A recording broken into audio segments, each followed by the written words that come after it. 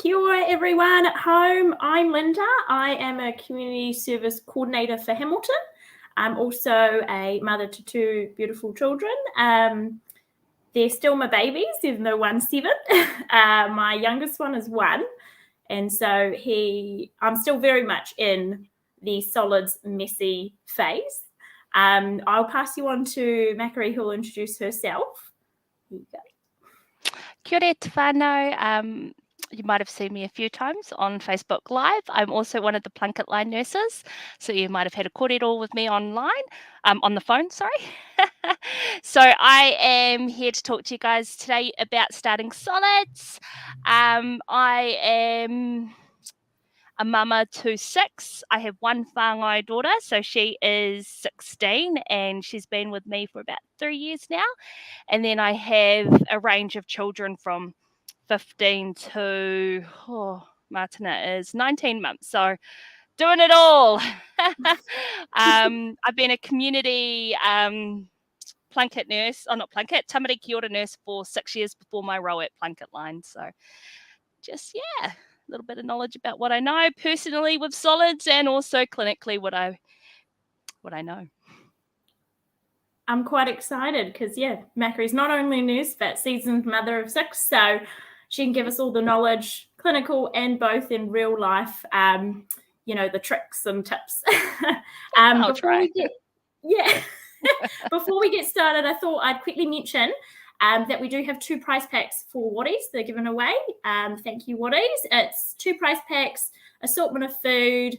We've got a sippy cup and also one of those reusable snack containers, which will come in handy.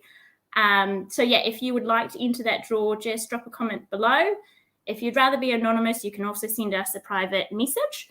So we will draw that after the chat, and hopefully you're a lucky winner at home. We'll get to it, I think. So solids. I think the big question is probably when. Is there a big number? Is there a magical number? When do we start our pēpi on solids? Yeah, so I guess, the Ministry of Health guidelines and World Health Organization guidelines is to start solids around about 6 months.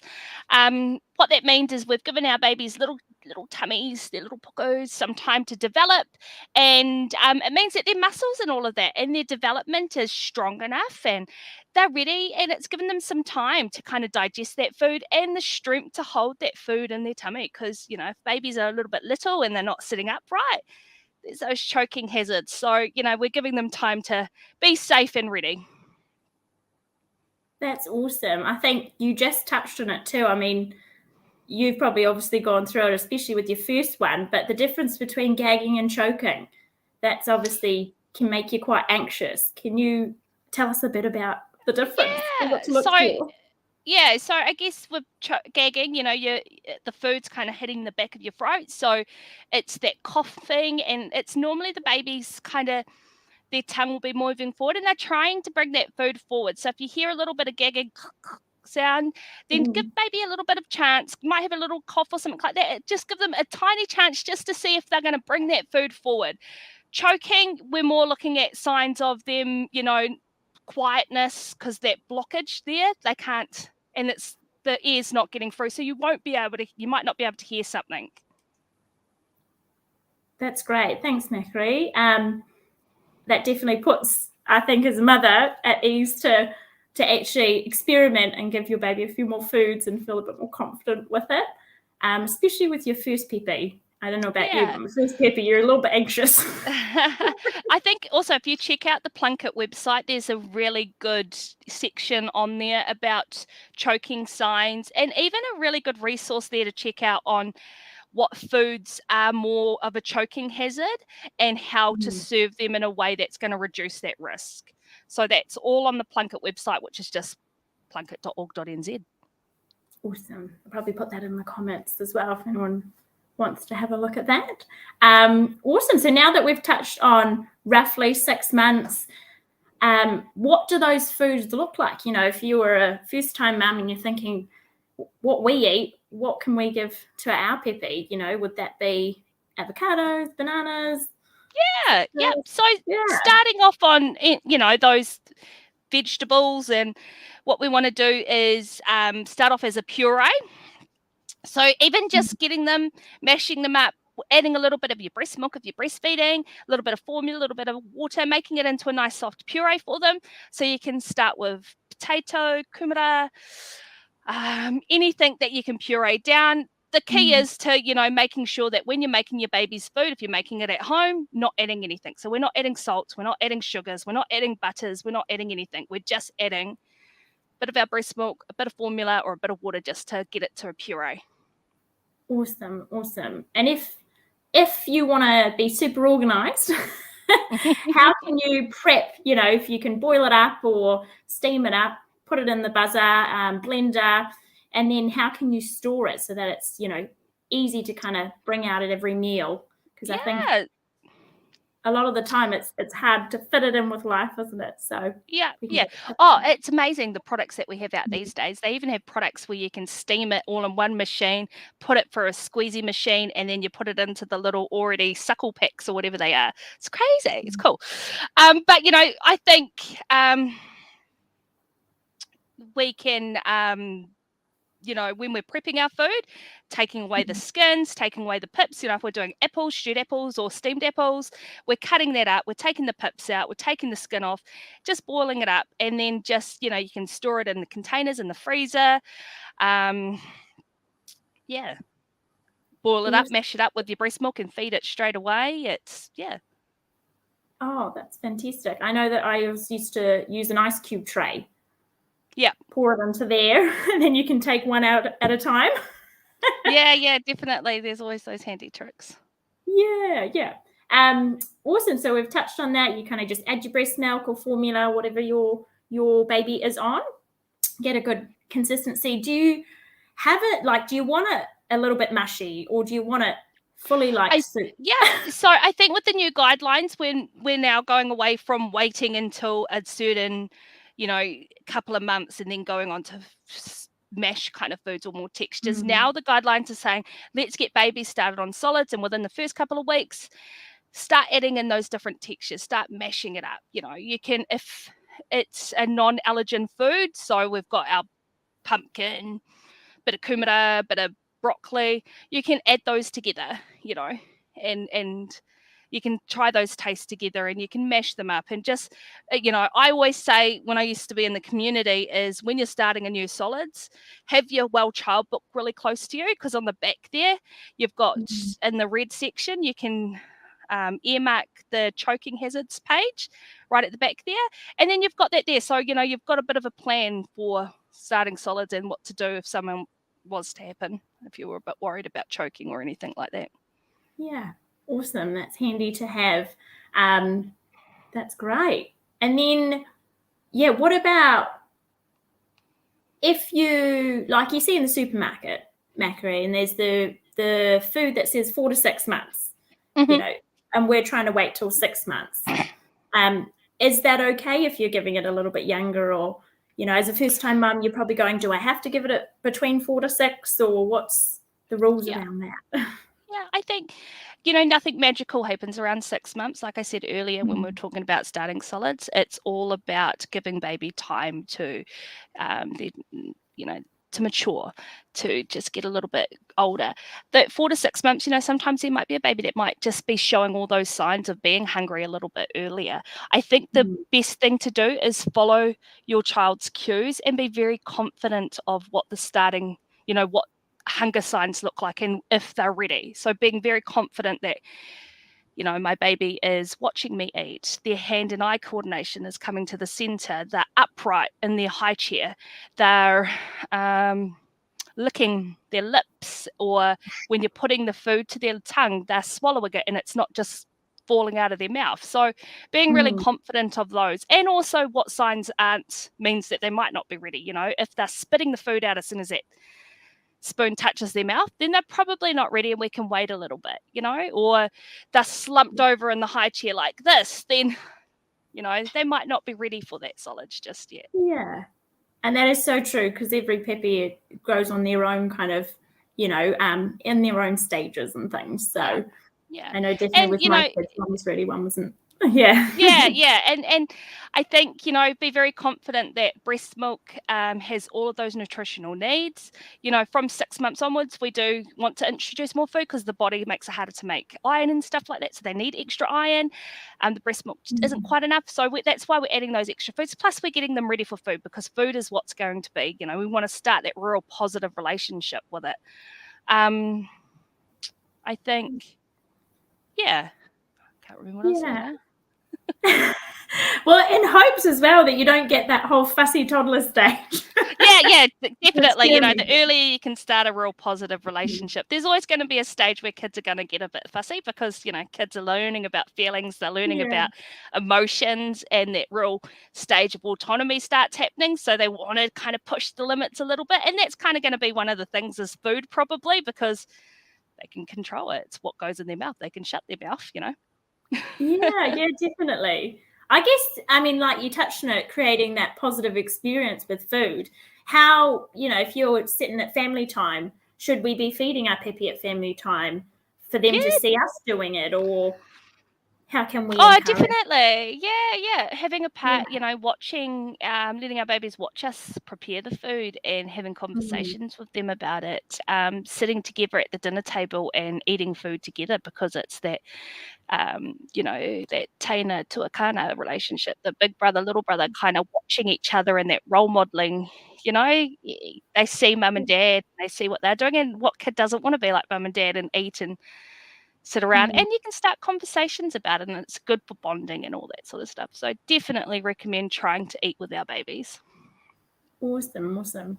You did touch on iron. So, you know, it's good to, like you said, it's good to get it in, especially around that 6 month, because the 6 month mark, because the babies don't produce as much. But how do we get that iron in? I think meat might be, people might go, well, how do we get that meat? down to puree? Or what, you know, where do we start with that? Yeah. It is one of those ones where you're like, oh my God, do I just like cut it up? And how do I do that? Yeah. So you can, like, when you're cooking your vegetables, you can either grate it into your veggies that you're making, boil it up with it, and then puree it together.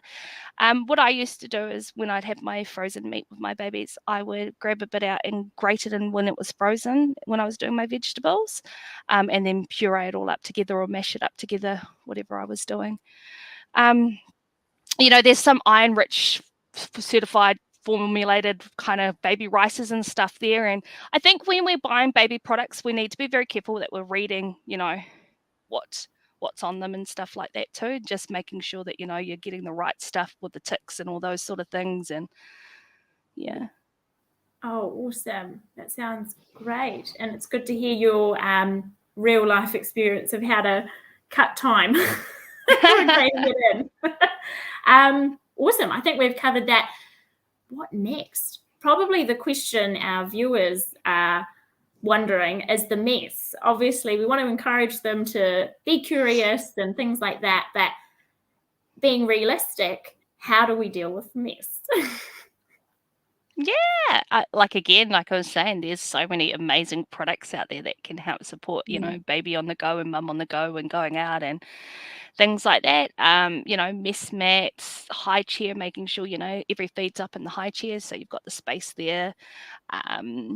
Bibs, you know, there's those bibs that can cover all the clothes and all of that sort of stuff. There's even bibs where they can catch the food in the front. I think they're pretty cool. Cloths and stuff, making sure you've got them around, but don't be afraid. Baby's going to get messy, you know, they need to experience food with all of their senses, so they need to kind of smell it and sniff it and touch it and just be very mindful. And I think prepared that there is going to be a bit of mess, and having all those things kind of, you know, your ducks in a row kind of thing when you're starting solids and when you're out and about. Awesome. I know that one trick was having a pack of baby wipes, not only in every corner of the house, but also in the car. So whenever you're on the road, and a few changes of clothes as well. You know, when you're going out, making sure you're not just taking one change of clothes. It's not just for punamis. You know, they're going to get food all over their clothes as well, not just the poops. So I think having a towel in your car as well for not only the Oh, baby stage, but the kids definitely. stage. Yeah. When we go traveling, we have bowls as well. So Yeah. Yeah, all the things that you learn through the journey. yeah, of bowls, parent. towels, baby wipes, and hand sanitizer will be your best friends. Yes. Yep. And that is a 10-pack from Kmart of those rags, those baby rags, Oh yeah, baby towels. yeah, Use that for yeah. everything. Awesome. Yeah. I think we've kind of touched on the main things.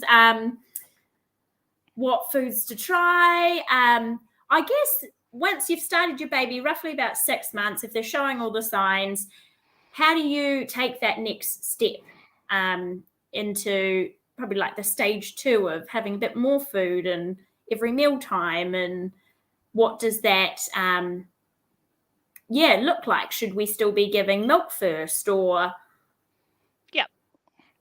Yeah. So I guess, always when you're starting solids, always give milk first, and then you start offering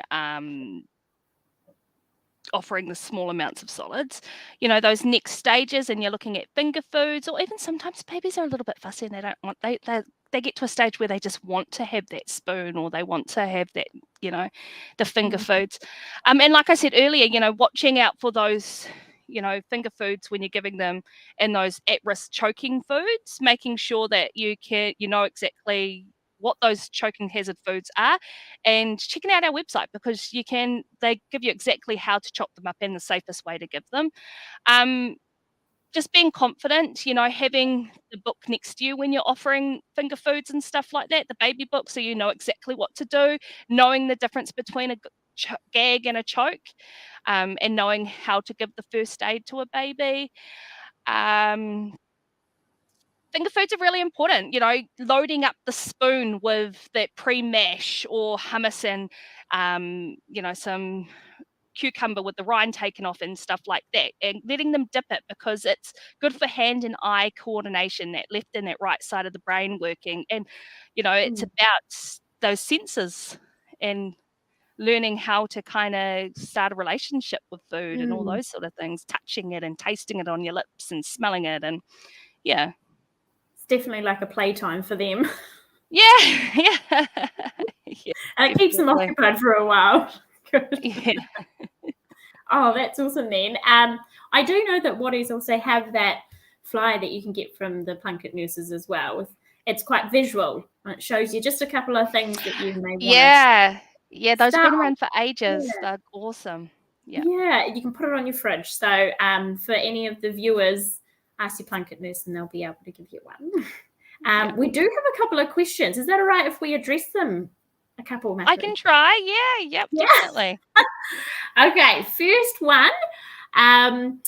Premature babies and when to start feeding them. That's a good question because we have not touched on that yet. Yeah, premature babies. I think it's sort of the same. Well, you're probably looking at the same sort of things with a normal baby, just working on the adjusted age. I'd always kind of work on the side of caution with premature babies, kind of have a chat with your pediatrician or your GP a little bit about it beforehand, but also the same things, looking for those signs of when they want it, but also, making sure you've got a good plan with your pediatrician and your GP, I would kind of recommend first. All right, that's awesome. We've got another one. We've got Katie. She has got a 7-month-old who is hating solids. How do I encourage her? That is a very real question. Yeah, 7 months. Sorry, I think I touched on it a little bit earlier. That role modeling, having your 7-month-old kind of get up and watch you, putting them in the high chair and maybe giving them some food to kind of snack on or look at, even if it's just the puree in front of her. Praising her every time she does, take something in and she's eating it, and say, hey, yeah, you did amazing. Look at you, you're eating the food. 7 months is because they're just starting on solids at that age as well. So sometimes it could be just taking it back a little bit, making sure you're getting the formula first, and then just slowly starting again right from the start, small amounts, and kind of just following her cues. If she's saying no, don't put the spoon in front of her face and try and force it into her, because you kind of, nobody likes something waved in front of their face. So kind of give that respect back, sort of, okay, she's not wanting it. Let's stop and let's try and do it when she's a little bit ready. So maybe having a bit of a plan, giving it to her when she's at her happiest, even giving her the spoons and the plates and that to play with, when she's not eating, so she knows the utensils and what it is, and some playtime with it. That's a good tip, so they can just get familiar with it, so that when you then try again, it might be a different experience for them. Yeah. You kind of just touched on it, Makere. The next question from Alison is, what time of the day is best when first introducing solids, morning or night? I would go more towards during the day. You've got a more content, happier baby during the day. Nighttime, you're dealing with sleep and all that sort of stuff, so crabbiness and tiredness and things like that. And during the day, if something was to happen, upset tummies or anything like that, you've got the doctors to go to, the GP in the daylight and things like that. So true, very true. All right, we'll just do one more question for now. That's a good one. We've got from Katie. It says, how many meals a day would you recommend for a 7-month-old? How many meals a day for a 7-month-old? I think for a 7-month-old, I would kind of stick to maybe always try and follow your baby's cue. Offer the formula and the breast milk first, and then kind of offer the solids afterwards. Maybe 2 or 3 times. You can't overfeed a baby. They have this amazing mechanism where they're going to go, "Ooh, I'm full," and they're going to spit it out. So try and follow their cues. If they're still hungry after you've given them some breast milk or after you've given them some formula, then keep giving them a little bit more. But if they're spitting it out, they're telling you they don't want it. Cool. Good. And actually, this one we haven't touched on. Do you mind if we do one more? Yeah. We've got Bella, who says that we live in a vegetarian household. What would be the best iron-rich foods? Iron-rich foods for, I think we've got lots of great vegetables. I'm going to jump into my resources here because I do have some amazing stuff on vegetarian food. Awesome. Give me a second. We will get back to you on that one, Bella. Yeah, I do. I have some ideas here, so I will have a look at that, and then I can. If you want to ask another question while I find that out. Awesome. We have one about baby-led weaning. That obviously is a topic that we just quickly touched on, but we've got Lillian here who asked, just wondering if baby-led weaning is the best way to go for a baby that's gagging so much she spews with puree off a spoon. Could be, yeah, I guess so. Kind of like a trial and...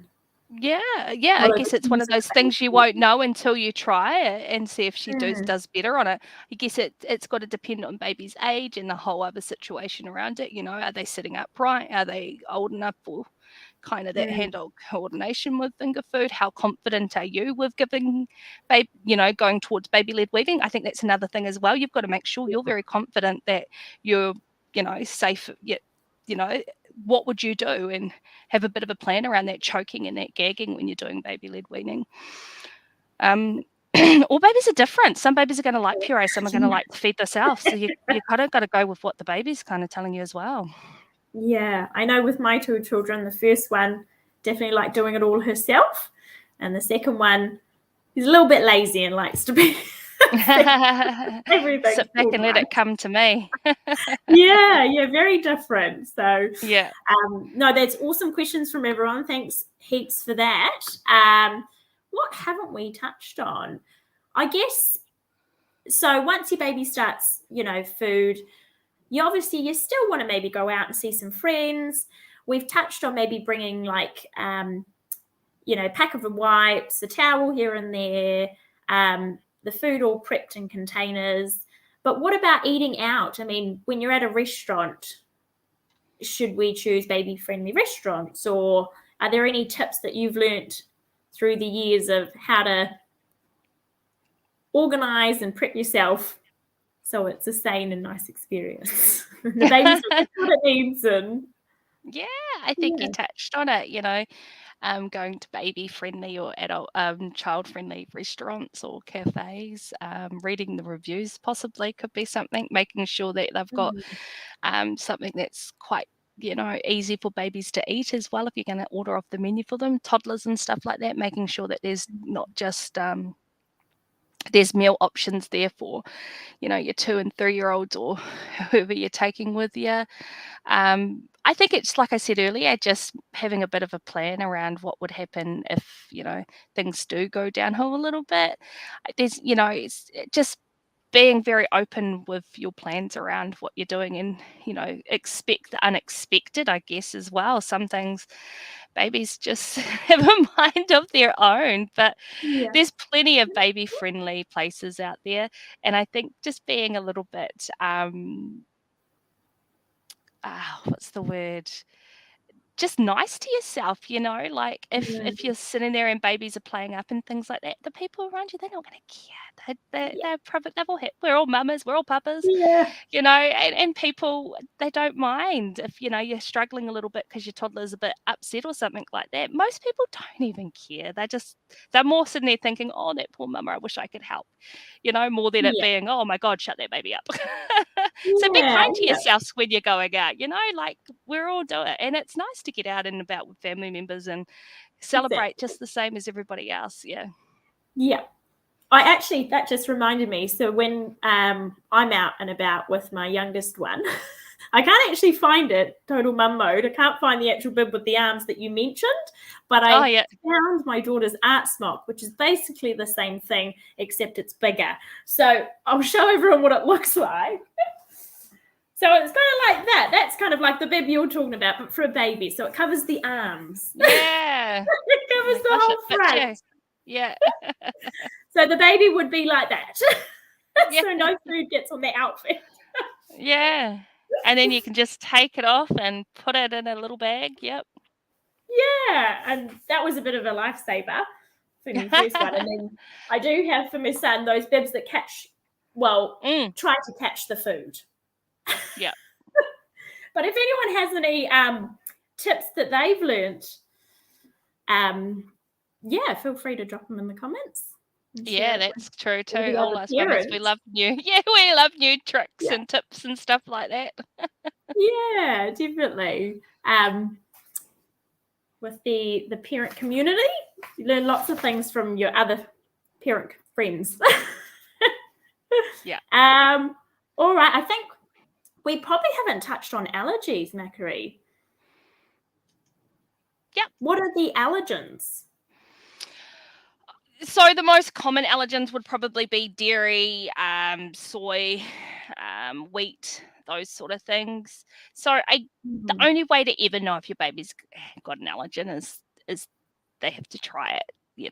There's no, I think if you know that you have a little bit of a history of allergens in your family, then I would always kind of push you to have a little bit of a plan in place for when you're going to start them. Maybe have a chat to your GP about it, have some antihistamine in place or something like that, or just a bit of a plan what you're going to do. We do have a Facebook Live coming up, a few of them. We've had a few Facebook Lives already that you can go on and have a check out about allergen foods and that with a dietitian. We've had one with a dietitian. We've had a chat with a pediatrician and an allergen specialist nurse practitioner. So we've got some amazing experts there that can kind of guide you a little bit more than me and my starting solids conversation. So definitely check them out. We have one coming up on the 27th of June at 7:30 as well. And that's with a pediatrician. So, if you're looking for that stuff, go and check out at one of our Facebook Lives and tune into that one. But yeah, I think if you know that you've got some allergens in your family, have a chat with your GP and come up with a little bit of a plan.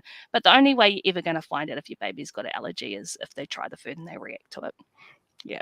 So I guess if you're going to try some of those high allergen foods like eggs or dairy or wheat or something like that, or soy or peanuts and nuts, try one of them at one at a time. Don't combine it all together, because if you're going to, you want to know that that's what they're reacting to. And then just, I would always try something during the day. So if they were to react, you've got access to get somewhere straight away. If you really know that you've got allergens in the family, have a chat to your GP first. Awesome. That's good to know. In terms of any foods that we should wait on, is there a certain time for certain foods that they need to be older? Honey, I think honey is, you've got that, what is it, botulism? Yes. So I'm pretty sure it's from 1. Jeepers, I should have probably know that off by heart by now because I've had so many phone calls about it. I think it's 1. Yeah, I think you're right. It is 1, isn't it? Yeah. Yeah. And I think the rest of the foods are pretty fine. Like I said, if you're going to have an allergy to it, the only way you're going to find out is from having it. And research is now showing that we were waiting a little bit too long to start those allergen foods. So now it's recommending once you're starting solids, Right, yeah, to give it a go. And that is so true. You kind of don't know until you do, just following those guidelines. But it's kind of a leap of faith to see anyway. But following, doing it in the day and keeping it safe is the main thing. We do have another question, Makere, from Jess. Thoughts of the net feeder things you can buy. Are they a good idea to let baby experience different foods that otherwise wouldn't be safe to give them on a spoon? Do you know what we're talking about? Oh, the baby feeders. Yeah, I think that. Yeah, hold on to them. Yeah, I guess back in the days before we had those, I sound like I'm so old back in the days. We still give out advice where you're giving something like a banana or something, you wrap it up in a muslin cloth. So it's the same thing. It's just new things that are amazing that you can put it in there. They can suck on it. Ooh. Yeah, and I guess for a baby that isn't really too interested, it could be something to try. They might be able to hold on to, or yeah, especially babies that like holding things and like, Yeah, awesome. We will do one more question from this is a good one from Geordie Jane. How long after solids can bubs go down for a nap or sleep to not disrupt the snoozing? Because you wouldn't definitely not want to disrupt the nap. How long after solids can bubs go down for nap sleeps to not disrupt the sleep? I don't even know if we have guidelines around that. I would say I do know, like, I'm just trying to go into like my sleeping because I think we do know a little bit about it when we're doing sleep talks and things like that. Try and keep solids probably about an hour before after, possibly, I think. We can double check. I would have to check that. I could check that out and chuck that on the page, I think. Sorry, Chicken Babe. I'm like, oh my God, I don't know if there is actually guidelines for that. I'll have to have a look. These questions are amazing. They're making me think. I thought this was just going to be me spilling off. Yeah. I think solids is definitely one of those things. There are a million questions you could go through. We'll do one more. This one we haven't touched on, about baby cereal. Yeah. Is baby cereal okay? And I've heard mixed reviews from Kelly. Yeah, I'm not sure. Yep. I'm not sure if she's referring to in the bottle or just adding. Oh yeah, no. We don't put baby cereals in the bottle. Sweet. Okay. Very simple. I'm thinking, is she talking about just as a solid? Okay, that's great to know. We've gone on allergies. We've gone premature, solids. I think we. Oh, what about store-bought food? We talked about maybe checking the backs and things, but is there a difference between them nowadays? I guess between you making it yourself or buying from the store. I think buying things from the store is always going to have its place because they're so convenient and we live in a world where we're so busy and not everybody can make their own food. So there's definitely a place for store-bought food. I think, always just checking the back of them, making sure that, because a lot of them do have a lot of different flavours in them. Especially with babies, there's going to be times where they get to an age and they're going to spit everything out because of texture and taste and stuff like that. It can take a baby up to 10 times before they actually get used to a food. So you can always start trying it. But, some of those baby foods, I think, have got lots of different flavors in them. So you might be kind of, figuring it out and stuff like that. Don't taste them yourself because they're going to taste terrible because they don't have salt and sugar and butter and stuff in it that we as adults like. So, Yeah. just trust that they're going to do the thing for baby. Oh, that's good to know. Awesome. I think, as a mum, there's so many different options, isn't there, which is wonderful, but sometimes you're not sure which one, where to go. It can be a lot. So, it's been awesome to have Makere on and sharing her knowledge, not only as a nurse, but obviously seasoned mother. What do you reckon, Makere? I think we've pretty much touched on most things, unless we've got any other questions. Let's have a wee look. Hooray. I did bring up some of the stuff on vegetarianism if we wanted to jump back onto that one. Sweet. So I can't remember what the question was. What was the question again? I will go back up. I'm pretty sure that is, here we are. Suitable meat alternatives, wasn't it? Best iron foods. The question was from Bella. We live in a vegetarian household. Okay, iron foods. All right, so we've got legumes. Is that how you say that? It's such a hard word to pronounce, isn't it? Legumes? It sounds French. Legumes provide protein, iron, zinc, and soluble fiber. You've got like those cereal foods that you can get that have added protein, iron, and vitamin B.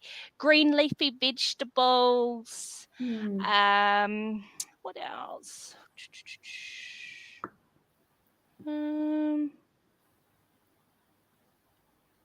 Green leafy vegetables, cereals, legumes,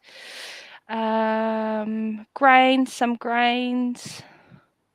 So with your legumes, you've got peas, beans, lentils, soy. So those sort of things that will help you kind of with the iron substitutes. Yeah. And so you can... Yeah. And like you said earlier, Plunket has some really great resources from Watties. I think has got a really cool handout with vegetarianism kind of ideas and stuff like that as well. So you could always have a chat to your Plunket nurse. I actually think I've got one. I think I've got one. I do. Is that what you were talking about, Makere? Yeah, that's it there. Yay! Yeah. So, Bella, that's what we're looking for. If you see that one, that's what you want. There we go. Awesome. So you can get that one from your Plunket nurse. Yeah. Clinic. What's going on? That sounds familiar. That's awesome. Let's see if we've got any more questions. We've got a question from Hannah. Why do you normally give the meal components separate? Is it just so baby can try different things and eat the parts they like the most? Oh, so are you talking about when you deconstruct up meals and they've got the little bamboo plates with different components of the meal? We obviously can't answer back. I'm sorry, but yeah. I think the meal components separate. Yeah, I think so. So if that's the question, I guess it's probably more of a aesthetic thing, I think, possibly. There's no reason why you have to, because you can give a stew and mashed potato and have it all mixed up, and baby food comes all in a jar together. But I think if you're getting into that stage where children are getting ready to eat, smell, sniff, and all of those different stages of eating, having it separated means that they can kind of have a little bit more autonomy over the food, so if you've got it deconstructed, you can give a couple of things that your baby's going to like and a couple of new things to try. And it's a good way to start a relationship with food again. Like, I know my baby likes pea crisp or something, the Harvest little pea snacks. So I can put them on the side of the plate. Well, probably not baby, maybe my toddler. So I know that he likes those, but I want him to try some grated cheese. So I might put that next to it and then have him, so he's looking at it all and he knows something, and then some cut up little bits of tomato and stuff like that. So you can kind of have a bit of autonomy there, so he can get what he likes and have other things there that's not touching, that he doesn't have to try if he doesn't want to try it, but it's there for him. So hopefully that answers that. Yeah, I think so. That's good. We've got another question. When is the best time to give your baby cow's milk, and how would you give that to your baby? Cow's milk from 1 onwards. Sippy cup or a cup. You can start a baby on a cup, drinking cup on their own, like a glass from 6 months onwards, because it's good. They're learning hand and eye coordination. Be, mindful. They're going to make a mess and spill it everywhere, but it's good for learning, for moving their lips, moving their tongue. Yeah. Or you can still give it in the bottle, but, sippy cup's fine. Whichever way they'll take it. We've got one actually that's interesting, because we haven't touched on it, in terms of meat and veg and then fruits. So Crystal's asking us, is it best to start with meat and veg before introducing fruits? She also commented, I've heard that baby can get used to the fruity or yummy purees and not then like the meat and vegetables. Yeah. What are your ideas on that? Yeah. I think a general rule that we kind of talked about in the past would have been, always start with a savoury kind of food first, because the sweetness is always going to be a little bit tastier for our babes, so they might take a little bit longer to to want the kind of the veggies in there afterwards. But I think all babies are different again. I think, kind of work with there are ways, if you started off with fruit first, there are ways to kind of get your baby back into liking vegetables and meats. You just slowly add the vegetables to the fruit, and then reduce the fruit, and then they're going to be used to it, because you're working on their palate. Yeah. If that makes sense. That makes sense. Yeah, totally. This one's a good one for a baby that's a little bit older, 12 months old. Misha asks, I'm stuck on ideas for easy dinners to make for us parents that my 12-month-old can also eat. Yeah. You might have some experience on this one. So I always try and, make all my kids eat what we all eat. So when I'm doing food ideas, I don't add salts or anything like that till afterwards. If I am adding a stock or anything like that, I try and make sure that I'm buying a stock that is reduced salt intake. So again, watching what the ingredients are in the packaging. So just knowing, if I'm going to add stock to it, I know that there's going to be extra salt, so not adding salt at the end, and buying the reduced salt sort of things. Beans and stuff like that, the same sort of thing. If you're going to buy baked beans or spaghetti, just checking what's in the back of your products and all of that sort of stuff. We make a lot of stews, and crock pot's amazing because I put everything in the crock pot. So I add, easy spices that I know are going to be gentle on my baby's tummy. Don't add salt to the end. The stew, I know that the meat is just going to be falling apart at the end and breaking apart. The veggies are all going to be soft. Shepherd's pie is another good one, because again, you're adding the reduced stocks. The meat's going to be nice and soft. Mashed potatoes, sausages, cutting it all up. Instagram has some really cool meal ideas as well. I follow quite a few pediatric dietitians and stuff on Instagram for fussy, picky eating for children as well. So you can check out some of them. They have some really cool meal ideas and ways to kind of funky up food, and doing star-shaped pancakes with banana and oats. Those sort of things. There's some really cool stuff. Oh, that's awesome. And all the recipes that you mentioned, I mean, they're all like winter recipes, which is right now. Yeah. That's great. My crock pot is getting smashed at the moment. It's getting a workout, yeah. Awesome. And I mean, it's a lot quicker too. Just put it all in probably in the morning. Cooks itself. Yeah, it does. Cool. We've got another question. Chloe, how long does the food last in the freezer or the fridge to be safe for the babies? I guess if you're prepping the food and want to put them in a container or a ice cube tray. This might be another question I'll have to check out, actually. Yeah. Would it depend on what you're actually freezing, if it had meat components in it or it was just kumara?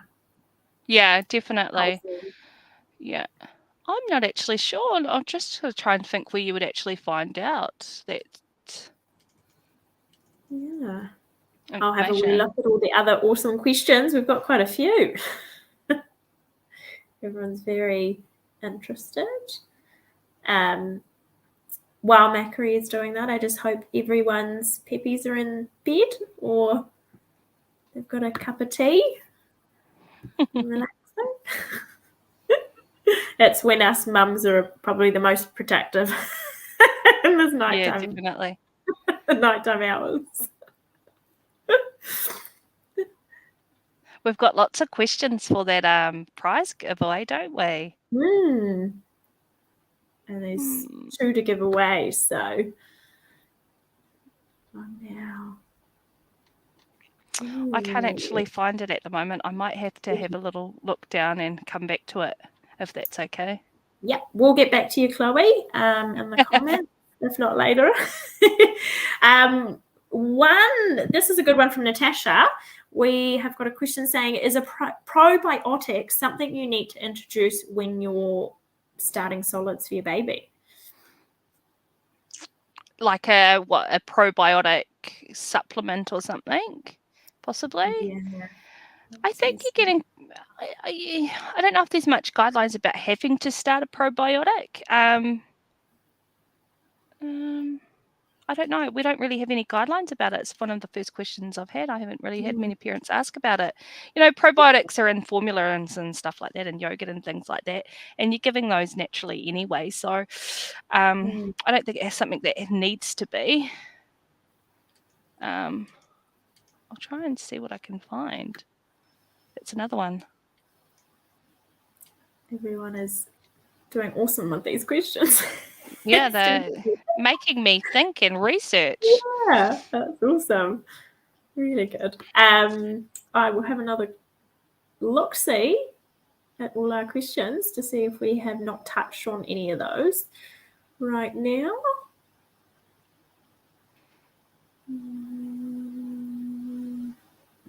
We have... I've just seen. We will also share the Ministry of Health Food safety link in the comments for everyone that wants to kind of go there and just see the guidelines and around kind of what we've talked about and what's advised. So that will be in the comments if anyone wants to go and follow into that one. We do have a couple of questions if you want, Makere. I had the question answer here for premature babies too, actually. I've just found that. So in general, we adjust the age of 6 months. So using the adjusted age of 6 months is the recommended time. And like I've always said, babies are individuals, so always trying to watch their cues for readiness. The earliest time to start solids would be around the 16 weeks from birth and 16 weeks from expected due date, and the latest time would be before 7 months after birth. Right. Okay. I hope that answers that one. I found that one, but I have not found the storage one. That's right. We can get back to that one. We do have quite a few people interested about water. When to introduce water and whether it's better than milk for baby.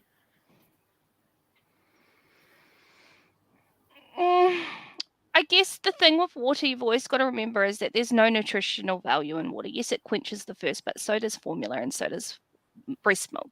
Breast milk is quenching.